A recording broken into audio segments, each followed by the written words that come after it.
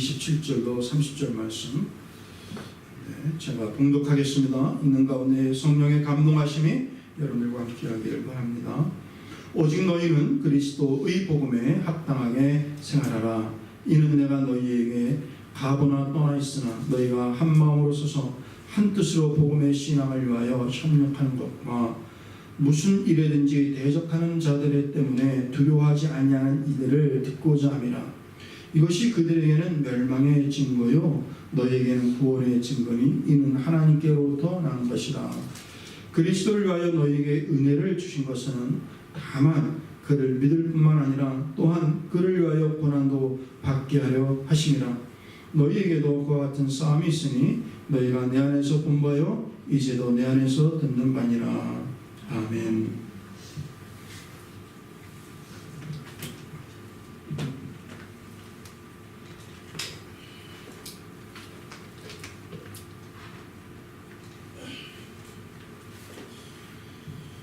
오늘 주어진 본문에 있는 말씀을 가지고 복음에 합당하게 생활하라라는 지하에 말씀을 잠깐 나누도록 하겠습니다. 우리 지난주에 말씀을 드렸듯이 사도 바울이 살아가면서 내가 과연 살아야 하느냐 또는 죽어야 하느냐 사느냐 죽느냐 하는 문제로 그렇게 고민하며 살아가지 않았어요. 사도 바울은 내가 무엇을 위하여 살아가는가 또는 내가 어떻게 살아가야 하는가 이런 문제가 굉장히 그에게는 중요한 이슈였었어요. 그래서 그는 살든지 죽든지 내 몸을 통하여 그리스도 예수를 전파하는 것, 내 몸을 통하여 그리스도 예수가 존귀되어지는 것이 그에게 가장 중요한 문제였어요. 오늘 본문은 또 그러한 시각에서 우리 그리스도인이 무엇을 위해서 살아가는가 또는 어떻게 살아가야 하는가에 대한 굉장히 도전적인 메시지를 우리에게 전해주고 있어요. 그 메시지의 핵심 단어가 그리스도 복음에 합당하게 살아라 라는 거예요. 너희는 오로지 그리스도 예수의 복음에 합당하게 살라 이렇게 말씀하고 있어요. 27절 앞부분을 우리 한 목소리로 우리 마음에 탁 새겨지는 말씀처럼 생각하며 읽어볼까요? 시작. 오직 너희는 그리스도의 복음에 합당하게 생활하라. 아멘. 오직 너희는 그리스도 복음에 합당하게 생활하라. 그리스도의 복음이라 그랬어요.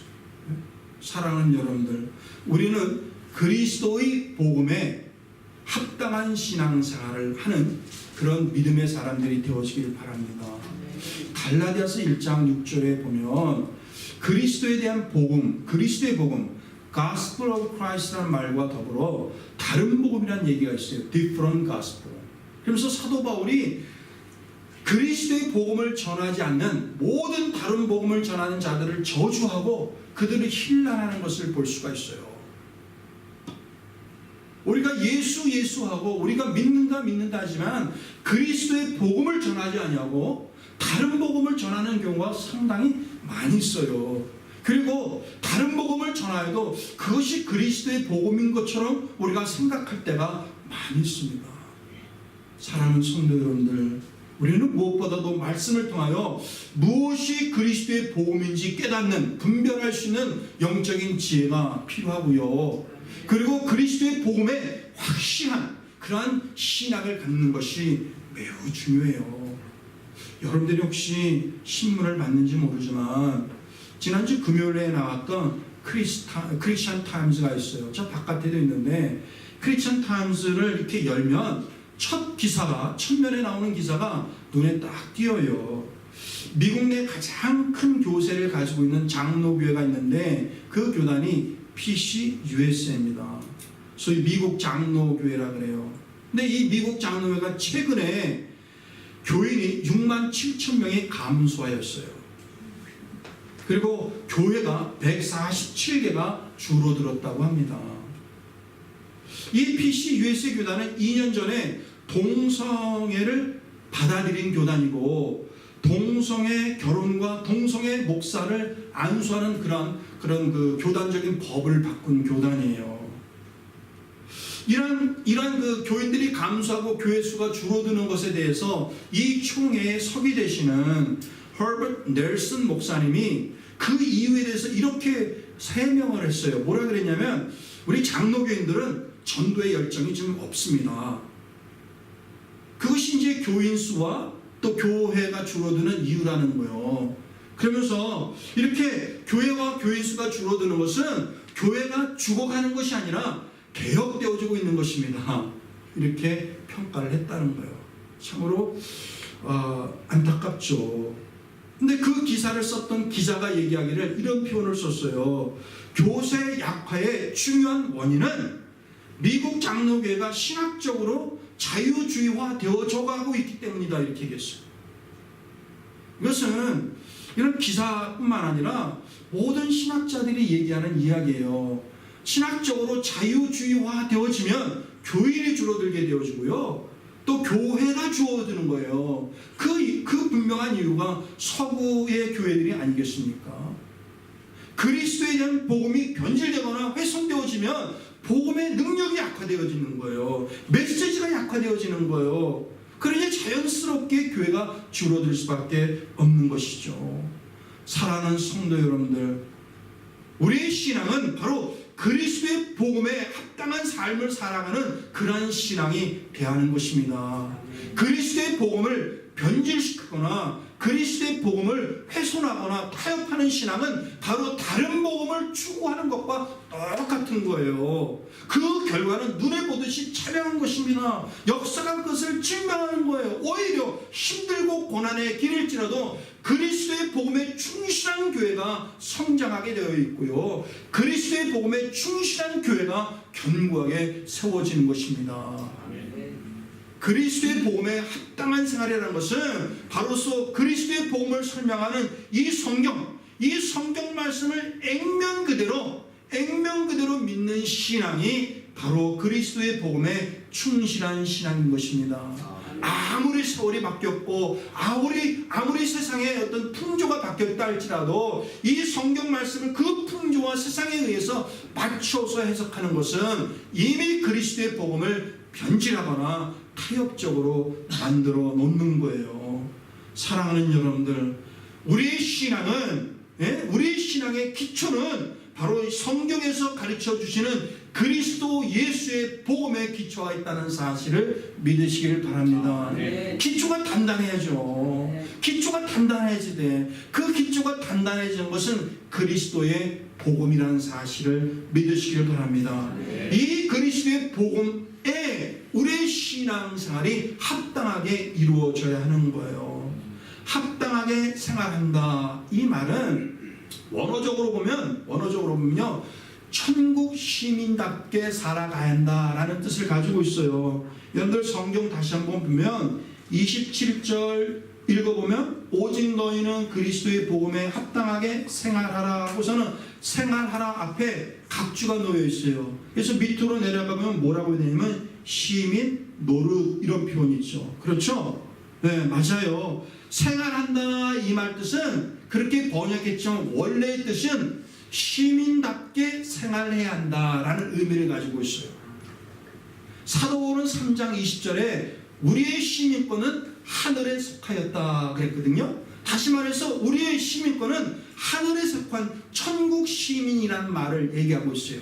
그러니까 오늘 본문에서 너희는 그리스도 복음에 합당한 시민답게 살아가라, 이 말씀은 로마 시민답게 살아라 그런 뜻이 아니겠지. 무슨 뜻이겠습니까? 그리스도 복음에 합당하게 사는 사람은 어떤 사람이에요? 천국 시민이죠. 하늘에 속한 사람들이죠. 바로 저와 여러분들처럼 예수 그리스도를 믿는 사람들을 얘기하는 거예요. 그래서 예수 믿는 사람들은 그리스도의 복음에 합당하게 천국 시민답게 살아가는 거예요. 우리가 미국 시민답게 살아가는 것이 아니라, 당연히 미국 시민답게 살아가야겠고 한국 시민답게 살아가야지만 궁극적으로는 우리는 다 하늘에 속한 천국 시민이기 때문에 천국 시민답게 생활하고 살아가라고 우리에게 말씀하고 있어요. 그러면 어떻게 하면 그리스도 복음에 합당한 천국 시민답게 살아갈 수 있을까? 그 첫 번째 말씀이 바로 후반절에 나오는 말씀인데, 우리 다시 한번 27절 말씀을 다 처음부터 마지막까지 읽어볼까요? 시작. 오직 너희는 그리스도의 복음에 합당하게 생활하라. 이는 내가 너희에게 가보나 떠나 있으나 너희가 한 마음으로 서서 한 뜻으로 복음을 신앙을 위하여 협력하는 것과 그랬어요. 그러니까 오직 너희는 그리스도 복음에 합당하게 생활하라, 천국 시민답게 생활하라, 이렇게 말씀하면서 뭐라 그랬냐면 너희가 한 마음으로 서서 한 뜻으로 복음의 신앙을 위하여 뭐하는 것? 협력하는 것, 이렇게 했어요. 복음의 신앙을 위하여 한 마음과 한 뜻으로 뭐하는 것? 협력하라. 협력하라는 말이 영어로 work together 그런 뜻이죠. 함께 일하라는 거예요. 뿔뿔이 떠지 말고 혼자 일하지 말고 함께 일하라라는 뜻을 가지고 있어요. 근데 이 협력하라는 말은 함께 일한다라는 뿐만 아니라 함께 싸운다라는 뜻이 있어요. 그래서 우리 아까 찬양을 불렀던 것이 한 마음으로 함께 싸우며 그랬어요. 한 마음으로 함께 싸우며, 그 뜻이 바로 오늘 본문에서 나오는 협력하는 거예요. 협력한다는 말은 함께 일한다는 뜻과 더불어서 함께 싸운다라는 의미를 가지고 있어요. 이것은 헬라에서 나온 단어거든. 헬라에서 나온 단어로서 로마 군인들 한번 생각해 보세요. 우리가 지난주 금요일날 얘기했듯이 로마인들이 세운 이 로마 제국은 정말 역사적으로 길이 남은 아주 강대한 그리고 넓은 영토를 가졌던 제국이에요. 짧은 시일 내에 그 넓은 영토를 이렇게 정복하고 다스릴 수 있었던 그 이유 중에 하나는 로마는 특별한 이 전투 기술을 가지고 있었어요. 많은 무기도 만들었고 많은 전투 기술을 가지고 있었는데 그 중에 하나가 아주 긴 창입니다.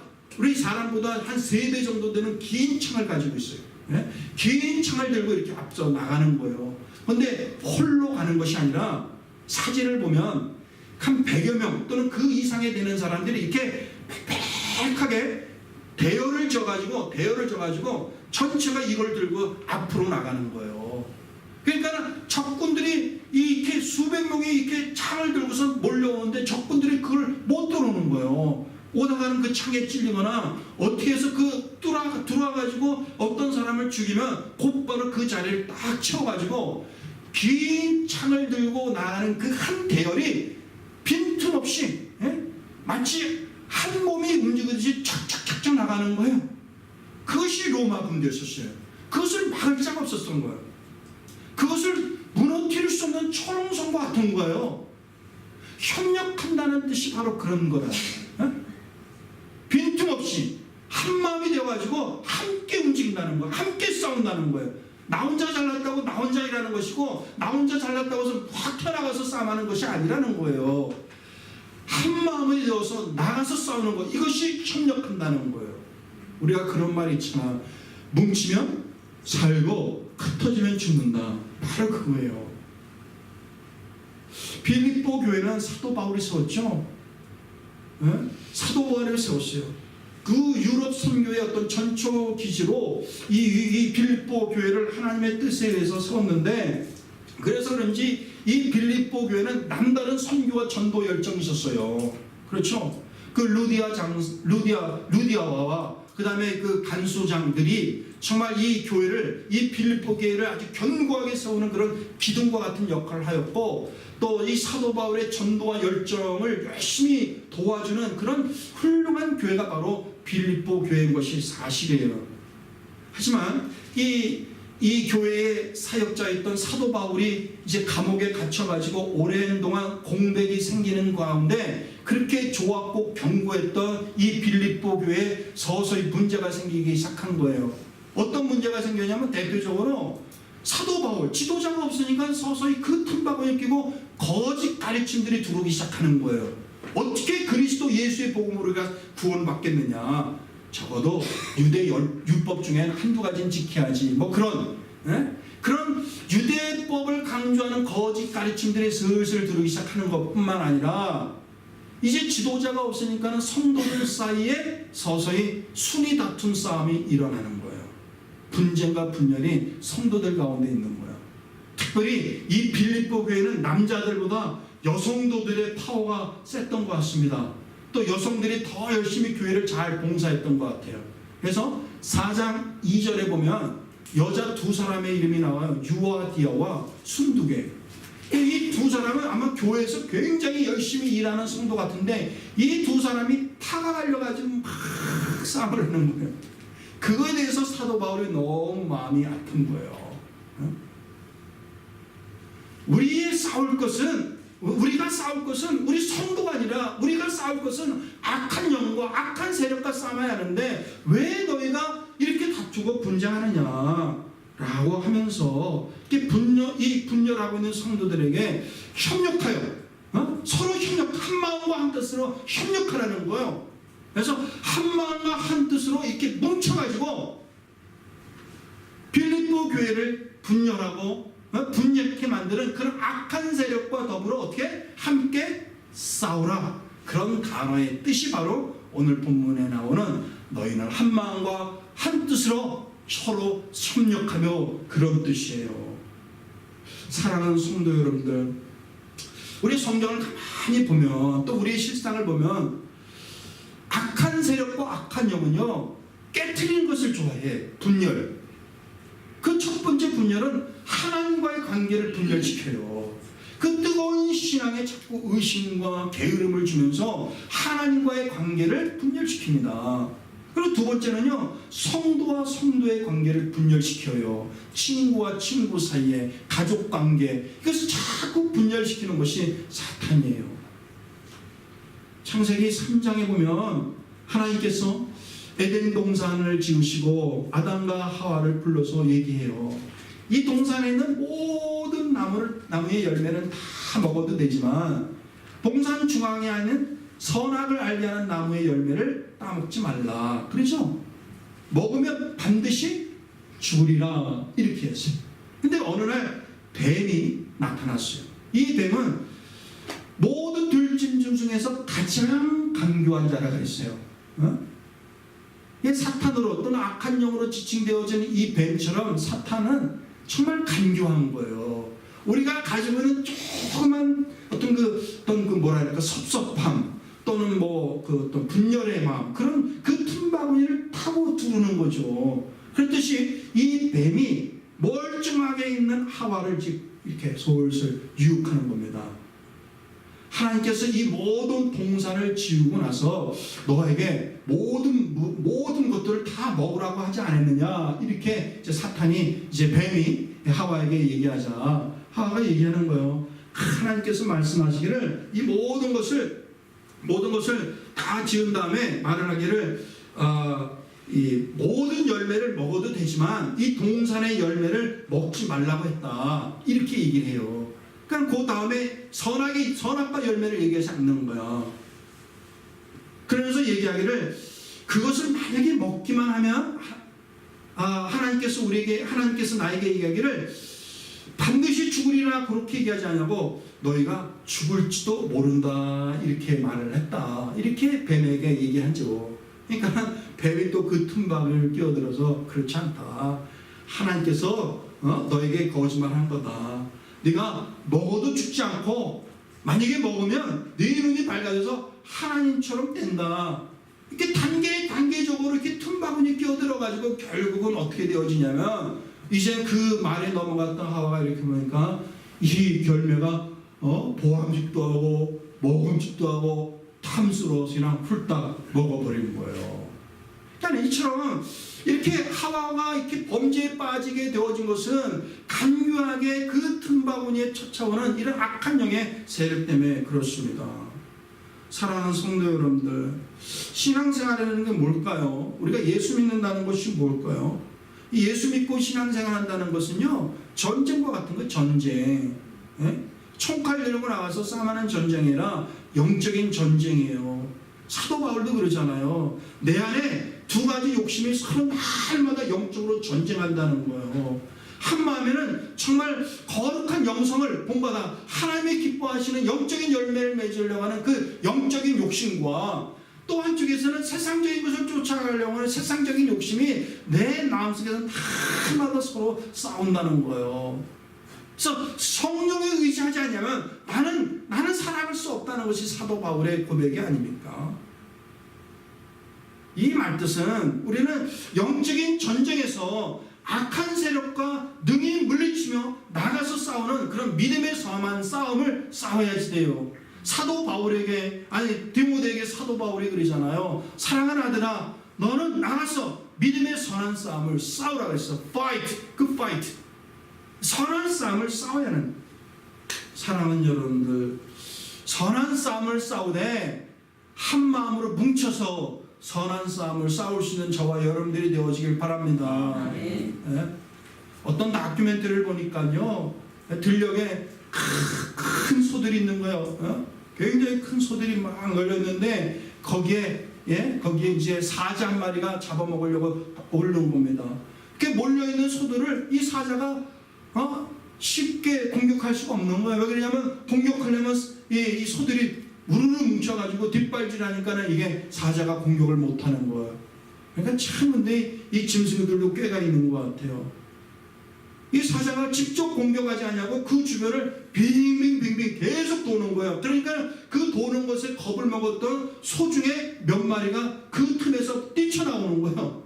그러니까 그 사자가 그냥 그 틈에 그 대열에서 빠져나오는 소를 막 쫓아가서 탁 잡아먹더라고. 오늘 본문의 가르침이 그래요. 터지면 죽는 거예요. 우리가 신앙생활에도 나 혼자 잘할 수 있다라고 생각한다면 안 되는 거예요. 홀로 신앙은 오래가지 못하는 거예요. 홀로 신앙은 사탄의 영에 쉬운 먹잇감이 될 수밖에 없는 것입니다. 그래서 우리에게 뭐가 필요하냐? 믿음의 공동체가 필요한 거예요. 신앙의 공동체가 필요한 거예요. 그래서 교회가 필요한 것입니다. 이 교회는 성도들의 교제와 성도들이 모여서 이민생활의 어떤 그 외로움을 달래는 그런 것이 아니라 이 교회는 우리의 신앙생활에 믿음의 선한 싸움을 위한 그런 신앙의 공동체가 되어지는 것이 바로 교회가 되어야 한다는 것이에요. 우리는 이 믿음의 선한 싸움을 싸우기 위해서 말씀에 근거한 5대 비전을 가지고 우리 교회는 세워져 있습니다. 이 기초가 세워졌고요. 우리는 기둥을 세워야 하고 지붕을 세워야 하고 덮어야 하고 우리는 이 거룩한 사역을 감당할 수 있는 그런 교회가 되어야 할 줄 압니다. 우리 교회 문을 활짝 열었으면 좋겠어요.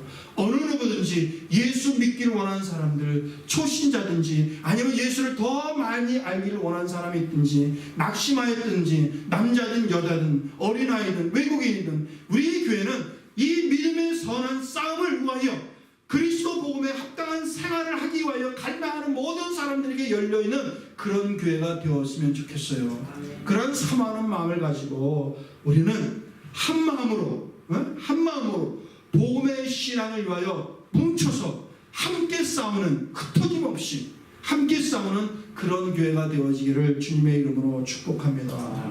두 번째는요, 복음에 합당한 생활은 대적자들을 두려워하지 않는 거예요. 28절 말씀을 읽어보겠습니다. 시작. 무슨 일에든지 대적하는 자들 때문에 두려워하지 아니하는 일을 듣고자 함이라 그랬어요.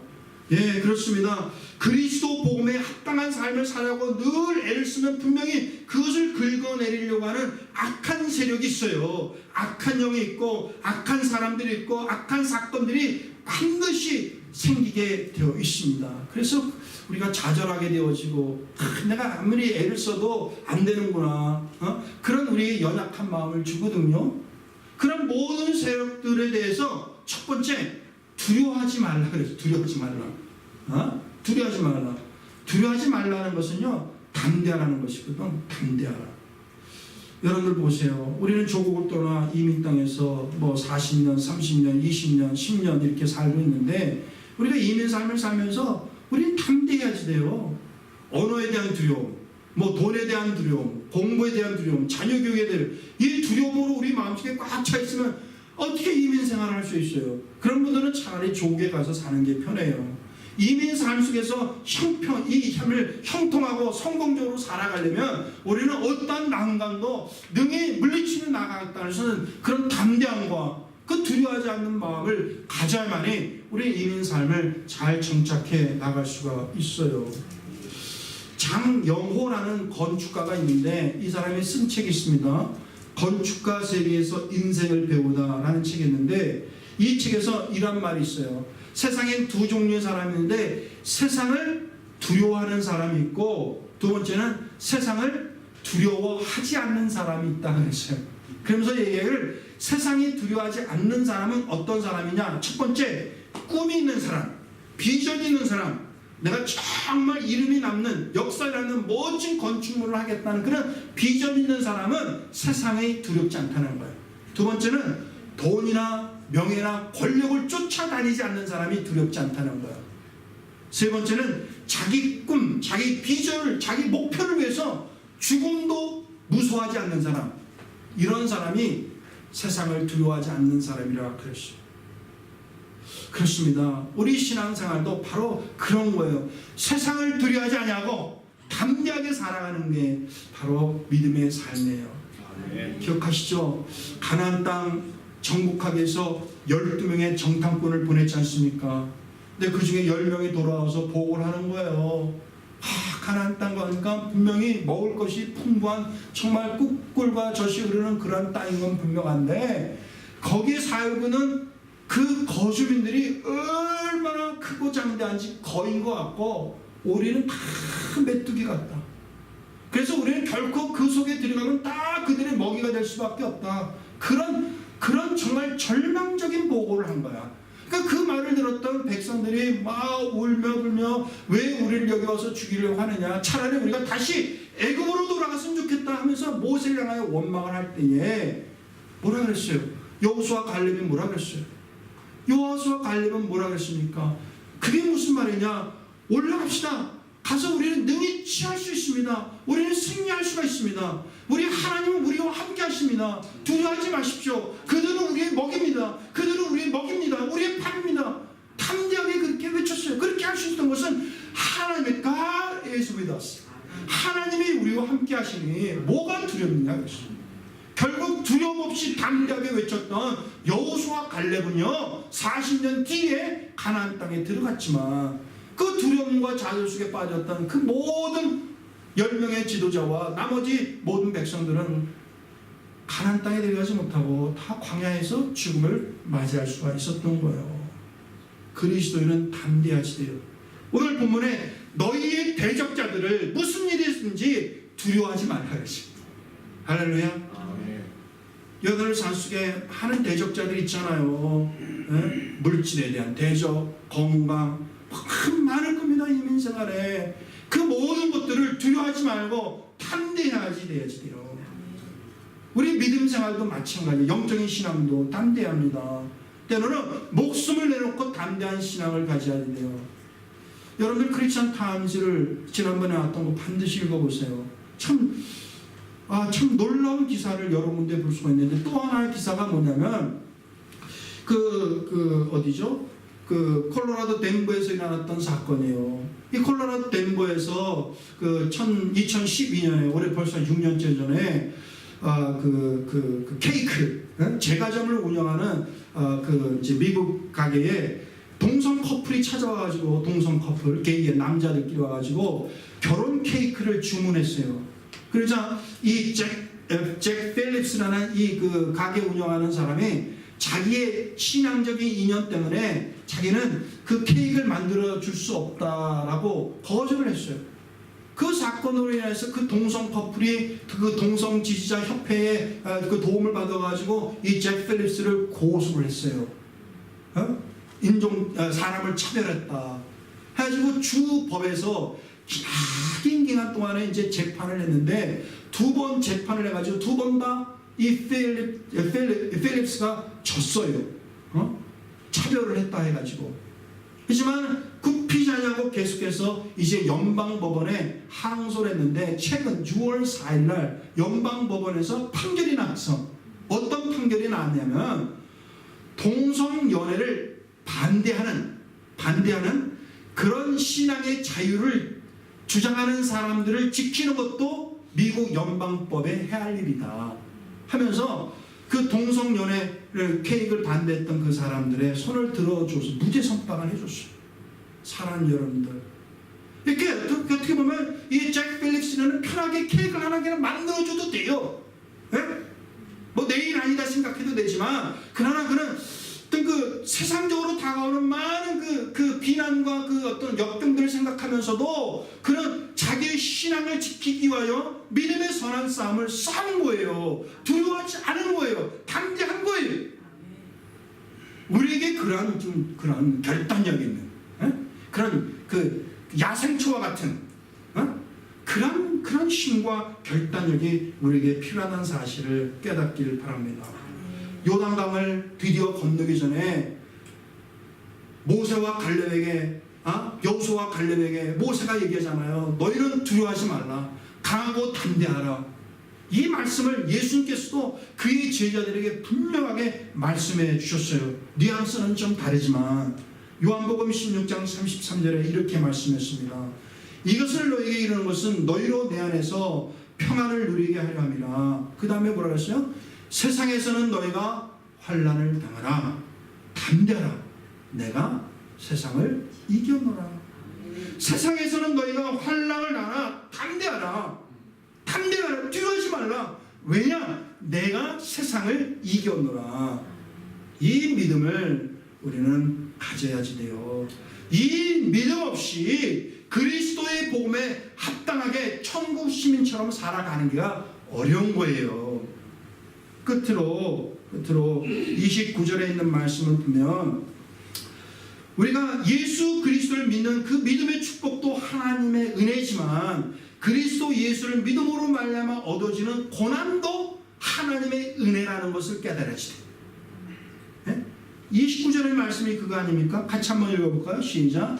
그리스도를 위하여 너에게 은혜를 주신 것은 다만 그를 믿을 뿐만 아니라 또한 그를 위하여 고난도 받게 하려 하심이라. 할렐루야. 예수 믿음으로 인하여서 모든 일이 형통하고 축복받고 그런 것만 생각하는 사람들이 있어요. 그러니까 예수 믿어도 그냥 곱게 예수 믿어도 축복된 길로만 가기를 원하고 그런 것만 자랑하고 추구하는 사람들이 분명히 있습니다. 예수 믿어서 잘되고 예수 믿어서 교회에서 직분받고 예수 믿어서 뭐 이렇게 그런 고운 길만 가려고 정말 교회 안에는 굳은 일, 고난스러운 일, 정말 땀 흘리는 일들, 그런 것들은 피하는 경우가 많이 있습니다. 그리고 자기가 예수 믿는 것 때문에 손해보는 거 있으면 잠시 신앙도 이렇게 포기하는 사람이 많이 있어요. 그것은 건강한 신앙이 아니에요. 예수를 믿는다는 것은 축복의 길이지만 성경에서 얘기하잖아요. 예수 믿는 것, 예수를 쫓는 것은 좁은 길을 가는 것이고 고난의 길을 가는 것이고 천국의 길을 가는 것과 같은 거예요. 열정을 들여야 하고 물질을 들여야 하고 마음을 들여야 하고 시간을 들여야 하고. 사랑하는 여러분들, 우리는 예수 그리스도를 믿음으로 말미암아 정말 구원의 은혜에 감격하는 것, 그것뿐만 아니라 우리는 그리스도를 위하여 고난받는 것도 감사하고 고난도 잘 감당할 수 있는 저와 여러분들이 되어지길 바랍니다. 예수님께서 말씀하셨어요. 기뻐하고 즐거워하라. 하늘에서 너희 상이 큼이라 그랬어요. 우리가 이 땅에서 비록 핍박과 고난을 받지만 그러나 너희에게 복이 있나니 기뻐하고 즐거워하라. 하늘에서 상이 있느니라 그랬어요. 사도 바울이 그리스도에서 살면서 얼마나 많은 박해를 받았습니까? 초대교회가 발전하면서 얼마나 많은 박해와 시련이 있었습니까? 우리 한국교회도 마찬가지예요. 얼마나 많은 시련들이 있었습니까? 한국교회 발전 과정에서 가장 큰 시련 중에 하나가 뭐냐면 일제 말기에 있었던 신사참배 사건이에요. 신사참배 반대 운동하면 딱 생각나는 목사님 있죠? 주기철 목사님. 그러나 목사님들만 그렇게 정말 어떤 그 믿음을 위하여서 자기 목숨을 내놓은 사람들이 목사님들만 있었던 것이 아니에요. 수많은 평신들도 있었어요.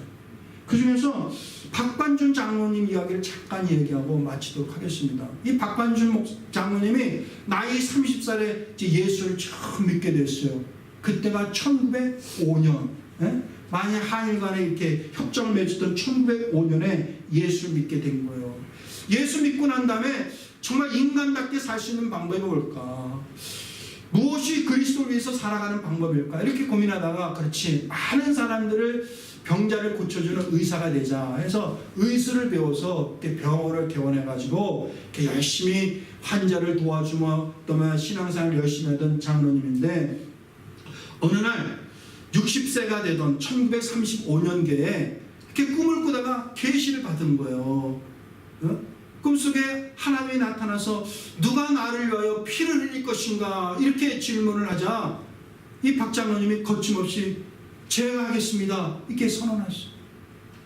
근데 그 당시 1935년 당시가 한국교회가 일본 그 총독부로부터 신사참배가 강요되던 그런 시대야. 그래서 모든 기독교 학교가 신사참배에 강요받아서 신사참배를 했고 교회들이 하나하나 신사참배를 받아들였어요. 다시 말해서 그리스도인 다수가 박해를 피하여서 신사참배를 하였고 소수의 무리만이 죽음을 각오하고 신사참배를 반대하던 그런 시대에 바로 이 박 장로님이 그것을 깨닫게 되어지고 신사참배 반대 운동에 뛰어들기 시작했어요. 그러다가 죽으면 죽으리다 그 저자 알죠? 안희숙 여사, 그 당시 보성여학교 선생님이었는데 그 선생님과 둘이서 일본으로 건너갔어요. 일본에 건너가서 일본 국회에 들어갔습니다. 국회 방청석을 이렇게 어떻게 얻어가지고 이 방청석에 앉아가지고 지금 국회회에서 무슨 종교법에 대해서 막 논의할 때에 박 장로님이 가방에서 신사참배 반대한다는 종이를 뿌리면서 신사참배 반대한 일본 적지에 들어가서 일본 적지에 들어가가지고 신사참배 반대한다는 찌라시를 뿌리면서 신사참배 반대를 하였어요. 그러다가 체포되어서 옥에 갇히고 또 풀려나다가 결국엔 1941년에 감옥에 갇히게 되어지는데 해방되던 1945년 1월 1일에 내가 죽으면 죽으리다 그런 각오로 1월 1일부터 70일간을 소위 금식 기도를 시작하셨어요. 그러다가 3월 15일 날 마치신 이후에 해방을 불과 5개월 앞두고 옥중에서 순교하셨죠. 사랑하는 여러분들, 이것이 정말 이 고난도 나에게 주어진 하나님의 은혜입니다라고 그 죽음도 불사하지 않았던 우리 신앙 선배들의 모습이에요. 이것이 바로 그리스도 복음에 합당한 그런 천국 시민으로서 살아가는 방법인 줄 믿습니다. 이제 말씀을 마치도록 하겠어요. 오늘 사도 바울의 핵심은 그거예요. 우리가 이 땅에 살아갈 때 먹고 사느냐가 진정한 우리의 문제겠느냐라는 거예요. 사도 바울은 우리가 살 때 우리가 어떻게 살아가느냐, 무엇을 위해서 살아가느냐, 이것이 우리에게 진정한 문제가 아니겠느냐라고 우리에게 질문을 던져주는 거예요. 그래서 그 해답으로 그리스도 복음에 합당한 삶을 살아가자. 그것이 천국 시민다운 그런 생활이다. 우리에게 깨닫고 그러면서 세 가지를 제안하기를 우리가 한 마음이 되어서 한 뜻이 되어서 우리가 서로 다투지 말고 우리 악한 영과 우리 믿음을 파괴하는 자들과 힘써 한 마음으로 대적하며 싸우자라고 얘기하고 있고, 두 번째는 우리가 세상에 어떠한 일을 큰 것을 당할지라도 두려워하지 말자. 담대하자. 세상을 이기신 그 주님 바라보면서 담대한 신앙을 가지고 나가자. 세 번째는 우리는 그저 좋은 길, 축복의 길, 은혜의 길로만 가지 말고 고난의 길도 나가야 한다. 고난도 하나님께서 우리에게 주신 은혜요, 고난도 우리는 벌할 특권이라는 사실을 가르쳐 주고 있습니다. 이 세 가지, 이 실천적 상황을 가지고 내용을 가지고 저나 여러분들 정말 하나님이 기뻐하시는 그리스도 복음에 합당한 천국 시민으로 살아가시는 저와 여러분들이 되어지기를 주님의 이름으로 축복합니다.